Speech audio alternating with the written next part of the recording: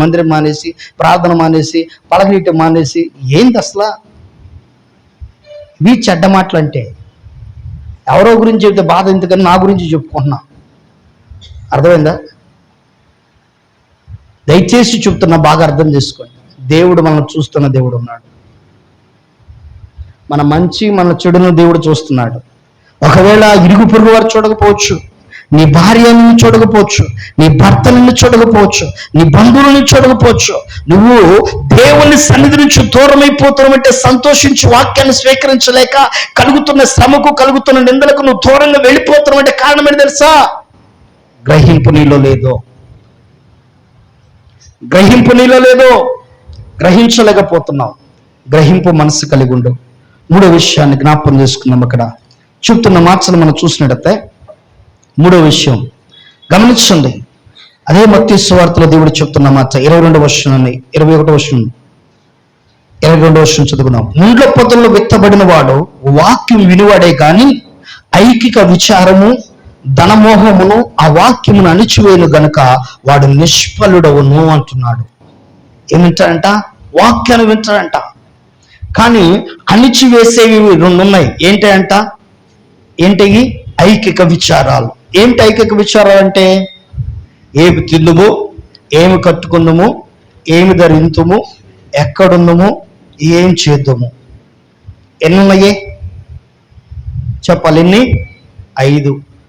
ఒకటి ఏం తిందుము చెప్పండి, తర్వాత ఏం ధరింతుము, ఏం చేద్దుము, ఎక్కడుందుము, 5వది మీరే చెప్పాలా?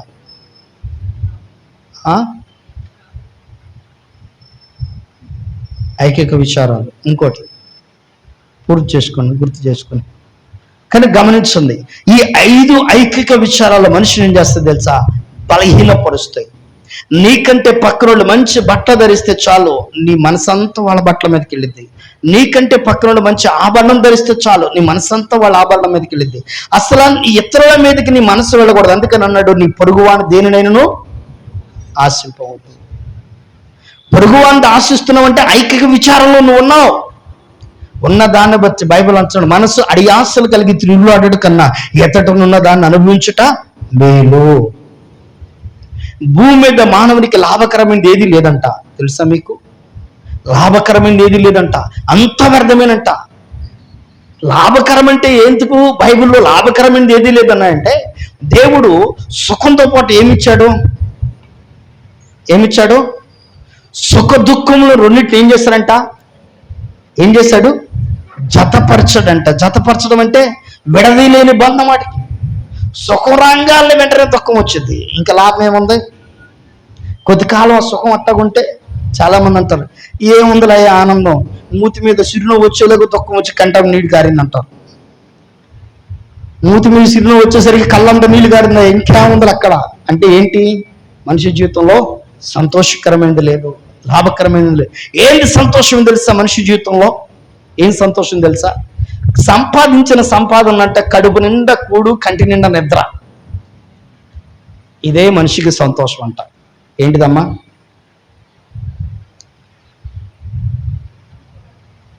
కడుపు నిండా కూడు, కంటి నిండా నిద్ర, దేవుణ్ణి స్తుతించడం. ఇంతకంటే సంతోషకరమైన ఏది లేదంట. భూమి మీద మానవ కోటికి విదే అంచాడు ఇది. కనుక దయచేసి గమనించండి, ఈ దినాన దేవుని వాక్యం ఇచ్చిన నా ప్రియ సహోదరి సోదరుడా, ఇక్కడ ఐకిక విచారాలు, ఈ ఐకిక విచారాలు ఈ రోజు నుంచి దయచేసి వాటిని వదిలిపెట్టండి. ఏమి కావాలో ఆ రోజుకి దేవునికి ఇచ్చేస్తాడు. ఆమేన్. మా జీవితంలో దేవుడు ఇస్తున్నాడు, మీకు ఇవ్వడా? మమ్మల్ని బ్రతికిస్తున్న దేవుడు మమ్మల్ని బ్రతికించడా? లాస్ట్ టైం చెప్పాను మీకు, అవసరతలో దేవుడు అద్భుతం చేస్తా. దేవుడు టిక్కెట్ల కోసం ప్రార్థన చేస్తా ఉన్నా, ఆల్రెడీ డేట్ ఇచ్చేసా. 9వ తారీఖు డేట్కి ఇక్కడ పెళ్లికి క్యాన్సిల్ చేసి మళ్ళీ 16వ తారీఖు డేట్ ఇచ్చా. 16వ తారీఖు డేట్ ఇచ్చిన తర్వాత మీటింగ్లు వచ్చినాయి, 3 మీటింగ్లు, 15 వరకు మీటింగ్స్. నేను 15వ తారీఖు మళ్ళీ బయలుదేరాలి. ఎట్లా కృప అనుకుంటున్నా, చేతిలో డబ్బులు లేవు, ఏం చేయాలి అర్థం కాక ఆలోచిస్తా ఉన్నా. ప్రార్థన చేస్తా ఉన్నాం. వాళ్ళు అడుగుతున్నారు టికెట్ కన్ఫర్మ్ అని అడుగుతా ఉన్నారు. ఆదివారం నాడు కన్ఫర్మ్ అవ్వచ్చులేండి అని చెప్పేసి చెప్పుకొచ్చా. దేవుని మహాకృప, శనివారం నాటికి నాకు ఒక 11,000 రూపాయలు ఒక ఆయన అకౌంట్లో వేసాడు. వెంటనే 9,800 ఎంతో ఫ్లైట్ టికెట్ బుక్ చేయించేసా, వెంటనే అయిపోయింది, కన్ఫర్మ్ పెట్టేశా. ఇప్పుడు బయలుదేరి వెళ్ళేటప్పుడు జేబులో 1,500 ఉన్నాయి. ఒక ఆయన విశ్వాసం వచ్చి అంటాడు, 1000 రూపాయలు ఇవా అన్నాడు. నాతో పాటు కారుకి విమానం దాకా రా అన్న, తీసుకెళ్ళి అక్కడికి ఇవా అన్నాడు. ఇప్పుడు ఇవ్వనులే, అకౌంట్లో డబ్బులు లేవు, నువ్వు ఇంటికి వెళ్ళిపో అన్న.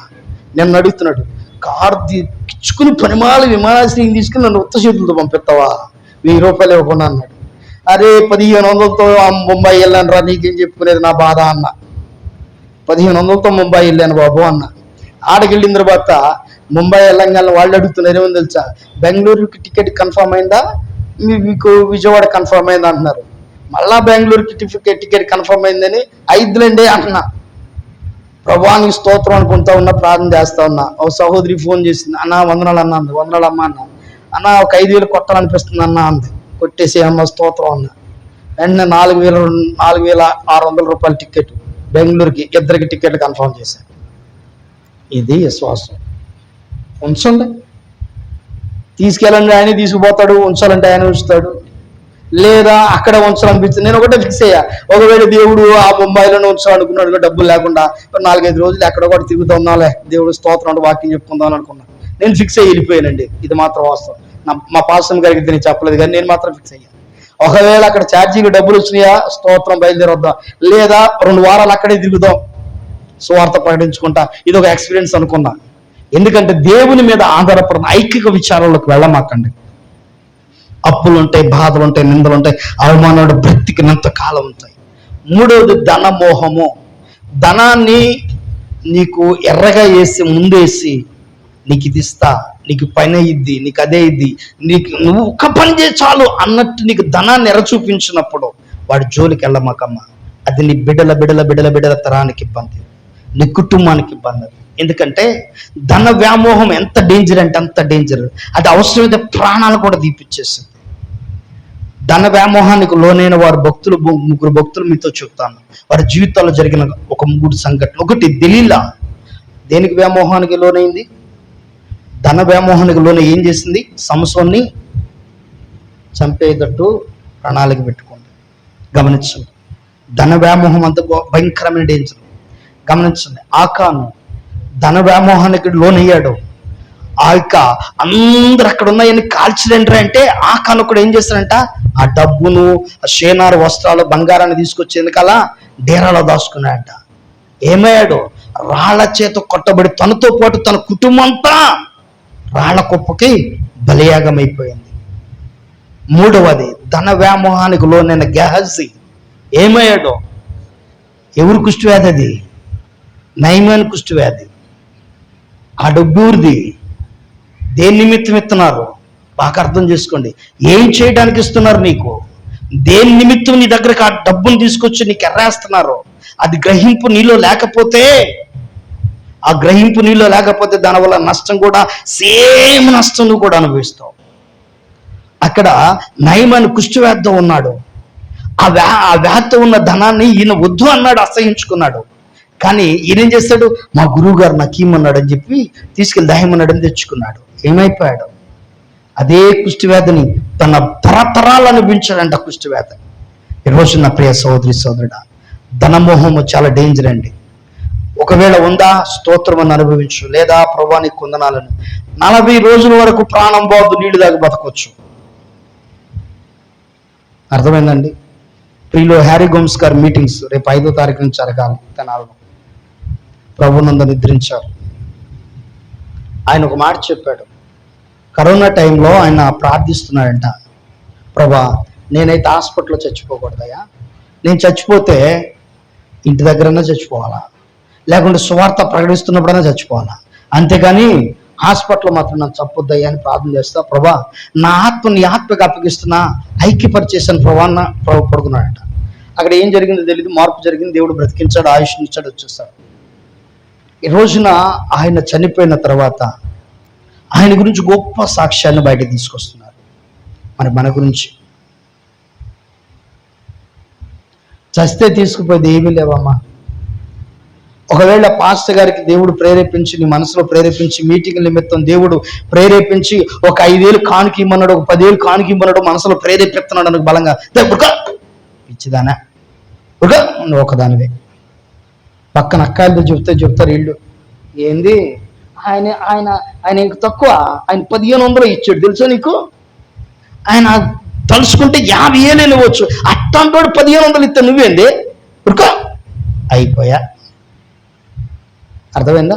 అంటే నీ ప్రేరేపణకు నీళ్లు పోసి, నీ ప్రేరేపణకు ధనం మీద వ్యామోహాన్ని చూపించే విస్థితి కనుక దయచేసి దాని జోలికి వెళ్ళ. మాకు దేవుని సన్నిధిలో ఒకవేళ చెయ్యాలి అని మనసులో కనిపించిందా, చేసాయి. ప్రభు నీతో చెప్తే చేసాయి. నేను ప్రతిదీ, అందుకనే అందరూ అంటారు ఈడు మాట వినడని. ఎందుకంటే తెలుసా, వినేది ఆయన మాట. ఒకవేళ చెయ్యి అని ఆయన ఆజ్ఞాపించడానికి 4-5 చెప్పింది ఎంత చెవులు పెట్టుకుంటా చక్కగా ఇంట, ప్రభా వీళ్ళు ఈ మాట చెబుతున్నారు, అలా మాట చెబుతున్నారు, వీళ్ళు ఈ మాట చెబుతున్నారు, ఏం చేయాలి ప్రభా అని ఇంట విన్న తర్వాత ప్రభు ఈ మాట అనుకో, ఓకే ప్రొసీడ్. అంతే. అది లాభమో నష్టమో ప్రభువే చూసుకుంటాడు, దానికి సమకూర్చేది దేవుడే. ఒకవేళ దేవుడిని పరీక్షించడానికి ఆపాడా, అవసరమైతే తర్వాత దేవుడే సమకూర్చడానికి విశ్వాసం ఉన్నది. ఎందుకంటే ధన వ్యామోహానికి వెళ్ళిపోమాకండి. ఆఖరి మాట అక్కడ చూస్తున్నట్టయితే దేవుడు అంటున్నాడు కదా, ఆ వాక్యము అణిచివేని కనుక వాడు ఏమవుతాడని నిష్ఫలుడు. నిష్ఫలుడు అంటే దేనికి పనికి రాని వారు. రేపు రోజున ఏం వేస్తారు తెలుసా టైటిల్, ఏ ఎండకు, టైటిల్ ఏంటి, ఏ ఎండకు, ఎంత గొప్ప టైటిల్. ఈ టైటిల్ జీవితాంతం ఉండిద్ది, అది పోదు. కొన్ని టైటిల్స్ ఉంటాయండి, పోవండి. కనుక అట్ట టైటిల్ తెచ్చుకోవడానికి ప్రయత్నించమాకండమ్మ. నా జీవితంలో నేను ఒక టైటిల్ పోగొట్టుకోవడానికి ఎంతో కష్టపడ్డా మోకాళ్ళను. ఆ తర్వాత దేవుడు దాన్ని నాలో నుంచి పూర్తిగా టైటిల్ తీసేశాడు. ఏ టైటిల్ తెలుసా, అది గాలుడు. గాలుడు అనే టైటిల్ పోగొట్టుకోవడానికి మోకాళ్ళే నలగొట్టుకున్నా. ఉపవాసాలుండి కడుపుకో మార్చుకుని ప్రభుత్వంలో కన్నీరు కార్చి ప్రార్థన చేశా. ఆ తర్వాత దేవుడు మార్చేశాడు. కనుక కొన్ని టైటిల్స్ పోవండి, తెచ్చుకోవద్దు దయచేసి. కనుక ఆఖరి మాట చదువుకుని ప్రార్థన చేసుకుందాం. మంచి నేలను విత్తబడిన వాడు వాక్యం విని గ్రహించువాడు, అట్టివాడు సఫలుడై 100 ఒకడు 60 ఒకడు 30 ఫలించును. ఇప్పుడు ఏ నేలను విత్తబడాలంట అమ్మ చెప్పాలి అంటే, గ్రహింపు నీలో ఉంటే, నువ్వు చేస్తున్న పని నీకు అర్థమైతే, నువ్వు మాట్లాడే మాట నీకు అర్థమైతే, నువ్వు చూసే చూపు నీకు అర్థమైతే, నీ హృదయపు ఆలోచన నీకు అర్థమైతే, నువ్వు మంచి నేలను విత్తబడే వ్యక్తిగా మారుతావు. ఒకవేళ అర్థమైనా సరే దాన్ని పిసుక పక్కన పడైతే, ఏ ముళ్ళపోతల్లోనే, గచ్చపోతల్లోనే, మట్టి లేని, మందు లేని రాతి నేలలోనూ, పక్షులు తిరిగిపోయే దారిలోనూ నువ్వు ఉంటావు. లేదు, దేవుని వాక్యం నాకు అర్థమైంది, ఈరోజు నేను అలా బ్రతకకూడదు, నేను ఇలా ఉండాలి, దేవుడు ప్రేమను చూపిస్తున్నాడు, ఆ ప్రేమ పూర్వకంగా నేను బ్రతకాలి. సావుకులు మా కోసం ఎంతో ప్రయాసపడుతున్నారు, మా స్థితి కోసం, మా గది కోసం మేము ఎంతో ప్రయాసపడుతున్నారు. ఇప్పుడు వారిని మేము బాధించే వారికి ఉండకూడదు, మేము మారాలి అన్న ఆలోచన, గ్రహింపు నీలోకి వస్తే ప్రేమ నీలోకి వచ్చుద్ది. ప్రేమ నీలోకి వస్తే సమస్త కలుషము, సమస్త ఈ కల్మషాలన్నీ ఏం చేయబడతాయి, కప్పివేయబడతాయి. బయటికి ఎదజమో కప్పివేస్తావు, ప్రతి దోషాన్ని కప్పివేస్తావు. భార్య చేసిన ప్రతి దోషాన్ని ఎప్పుడు కప్పగలడు తెలుసా, భార్య మీద ప్రేమ ఉన్నప్పుడు మాత్రమే. భర్త చేసిన ప్రతి దోషాన్ని ఎప్పుడు కప్పగలదో తెలుసా, భర్త మీద ప్రేమ ఉన్నప్పుడు మాత్రమే. అదే ప్రేమ లేకపోతే ఊరంతా సాటింపేసి ఢిల్లీ, మా ఆయన్ని చూడమ్మా, మా ఆవిడ చూడయ్యా అని ఊరంతా తిరిగి వస్తారు. ఎందుకో ప్రేమ లేదు కాబట్టి. వీరి మీదే ప్రేమ ఉండదు. అప్పుడు వీరికి ప్రేమ ఉండదు కాబట్టి పక్కన వాళ్ళు కూడా ప్రేమించరు. కనుక ఫస్ట్ ఆఫ్ ఆల్ అందుకనంటే నిన్ను నువ్వు ప్రేమించుకో, ఇరువురిని కూడా పొరుగువారిని కూడా ప్రేమించుతావు. ఫస్ట్ నిన్ను నువ్వు ప్రేమించుకోవడం నేర్చుకుంటే నీ పొరుగువాడి మీద కూడా ప్రేమ వెళ్ళిద్దండి. నిన్ను ప్రేమించుకోవడం అంటే నీ దేహాన్ని శుభ్రంగా ఉంచుకోవడం, మంచి ప్రశస్తమైన వస్తువులు దొరుకుకోవడం కాదు, నీ ఆత్మ నరకాన్ని కళ్ళకుండా చూసుకోవడం. ఇది నిన్ను ప్రేమించుకోవడం అంటే. ఎప్పుడైతే నీ ఆత్మ విషయంలో జాగ్రత్త తీసుకుంటావో, పక్కనోళ్ళ విషయంలో కూడా జాగ్రత్త తీసుకుంటావు. చిన్న తప్పే కదా, పోనీ దేవుడు 77 మార్లు క్షమించమన్నాడు, 3 సార్లు క్షమించలేమా? ఏమండి, రోజుకి 77 మార్లు క్షమించమన్నాడు, ఇప్పుడు 3 సార్లు క్షమించలేమా? అదేంటో అర్థం కాదు. దేవుని వాక్యం ఎక్కడ కొదువుగా ఉందో తెలుసా? లోక సామెత ఉంటుంది, ఏ పని చేసేవాడికి చెప్పండి, ప్రార్థన చేసుకుందాం. ఏ పని చేసేవాడికి ఆ పని చెప్పరా? ఏ పని చేసేవాడికి ఆ పని కొదువంట. అర్థమైందా? ఏ పని చేసేవాడికి ఆ పని. బట్టలు కుట్టేవాళ్ళు ఉంటారు, పక్కన బట్టలు నీట్గా కొడతారు, భలే ఉంటాయి. కానీ వీళ్ళకి మాత్రం మాస్కులు వేసుకుంటారు. అదేంట్రా అంటే తీరిక లేదు అబ్బా కుట్టుకోవడాకే. చెప్పులు కుట్టేవాళ్ళు ఉంటారు, వాళ్ళు పక్కన చెప్పులు కుడితే కిర్రు అనుకుంటూ వెళ్తాయి. వీళ్ళు వేసుకునే చెప్పులు చూస్తే చూడలేక. జనాల్లో ఒక ఆయన ఉన్నాడు, ఒక ఆయనకి చెప్పులు కుట్టించాడు. ఆయనకి చెప్పులు కుట్టించి ఫేమస్ అయిపోయి చెప్పుల షాప్ పెట్టేశాడు, పెద్ద షాప్. ఆయనకి చెప్పులు కుట్టించాడు, ఆ చెప్పులు వేసుకున్నాడు ఆయన. ఆ తర్వాత చెప్పులు 5,000కి జతగా 5,000కి అమ్మటం ప్రారంభించాడు, పెద్ద ఫేమస్ అయిపోయాడు. అర్థమైందా? ఇప్పుడు ఆయన వేసుకునే చెప్పులు ఎందుకు తెలుసా? 150 రూపాయలు చెప్పులు. ఏ పని చేసేవాళ్ళకి ఆ పని కొద్దువ. అట్లాగే విశ్వాసులుగా వాక్యం కూడా కొద్దువే. ఏంటి ఏం కొద్దువా? చెప్పాలమ్మా, చెప్పాలి. ఏం కొద్దువా?